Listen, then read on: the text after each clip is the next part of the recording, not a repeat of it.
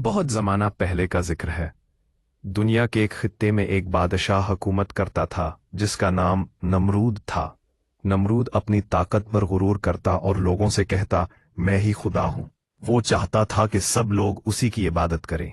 लोग नादानी में झुक जाते, लेकिन एक हस्ती ऐसी थी जिसने हक की आवाज बुलंद की, और वो थे हजरत इब्राहीम अलैहिस्सलाम। पहले पर अपत्ता पर आपको बात बोले, ये पत्थर के बने हुए बुत तुम्हें कुछ नहीं दे सकते। न ये सुनते हैं, न देखते हैं, न नुकसान पहुंचा सकते हैं और न फायदा दे सकते हैं। तुम सिर्फ एक अल्लाह की इबादत करो जो आसमानों और जमीन का मालिक है। लेकिन लोग हजरत इब्राहीम की बात न मानते और बुतों को पूछते रहते। एक दिन लोग ईद मनाने बाहर गए तो हजरत इब्राहीम ने मौका पाकर बुत खाना में दाखिल होकर सारे छोटे बुत तोड़ दिए। सिर्फ सबसे बड़ा बुत बाकी छोड़ दिया और कलहाड़ा उसके कंधे पर लटका दिया। जब लोग वापस आए और देखा कि बुत टूटे पड़े हैं तो शोर मच गया, ये किसने किया? किसी ने कहा, यह जरूर इब्राहीम ने किया होगा। हजरत इब्राहीम को बुलाया गया। आपने फरमाया, ये बड़ा बुत बाकी है, उसी से पूछ लो। लोग शर्मिंदा हो गए, जान गए कि ये पत्थर के बुत बोल नहीं सकते, मगर फिर भी अपनी जिद पर कायम रहे। ये खबर बादशाह नमरूद तक पहुंची। उसने इब्राहीम अलैहिस्सलाम को दरबार में बुलाया और कहा, ए इब्राहीम, क्या तुम मेरे माबूदों को तोड़ते हो? क्या तुम मेरे खुदा होने को नहीं मानते? हजरत इब्राहीम ने जवाब दिया, मेरा रब वो है जो जिंदा करता है और मारता है। नमरूद ने गुरूर से कहा, मैं भी ये करता हूं, एक कैदी को कत्ल कर देता हूं और दूसरे को जिंदा छोड़ देता हूं।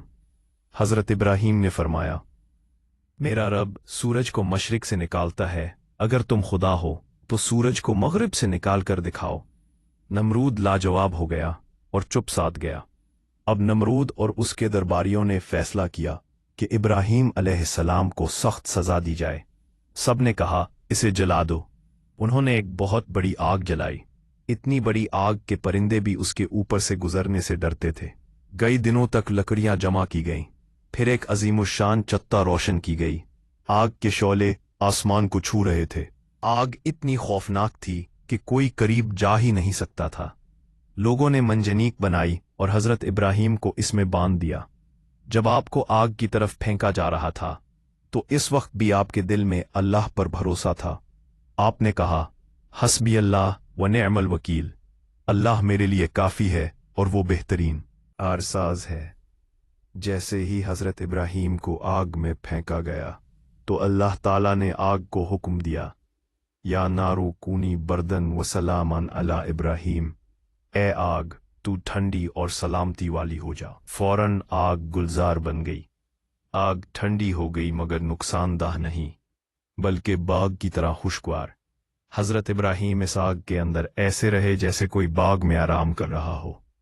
जब लोग दूर से देख रहे थे तो सोच रहे थे कि इब्राहीम जल गए होंगे, लेकिन जब उन्होंने देखा कि आप सही सलामत हैं तो सब हैरान रह गए। नमरूद भी शर्मिंदा हुआ मगर अपनी जिद और तकब्बुर की वजह से ईमान न लाया। ये वाकया हमें ये सिखाता है कि अल्लाह पर यकीन और भरोसा सबसे बड़ी ताकत है। दुनिया की सबसे बड़ी आग भी अल्लाह के हुक्म के बगैर कुछ नहीं कर सकती, और सच्चाई और तौहीद की राह पर चलने वाले को अल्लाह कभी तन्हा नहीं छोड़ता।